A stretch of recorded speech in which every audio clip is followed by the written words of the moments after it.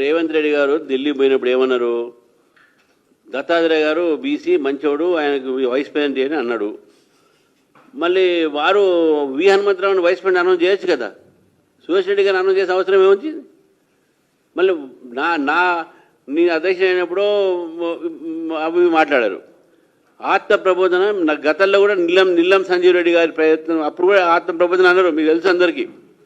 ఆత్మ ప్రబోధన ఏం చేశారు కాంగ్రెస్ పార్టీ? ఆత్మ ప్రబోధనలో నేను కూడా అంటున్నాను, ఆత్మ ప్రబోధన చేసుకొని కాంగ్రెస్ పార్టీలో ఉన్న బీసీలందరూ కూడా ఎన్డీఏ క్యాండిడేట్కి ఓటేయండి. ఆయన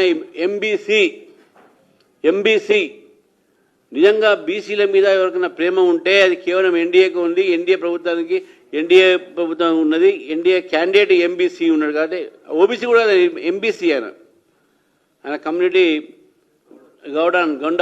గౌండార్ కమ్యూనిటీ.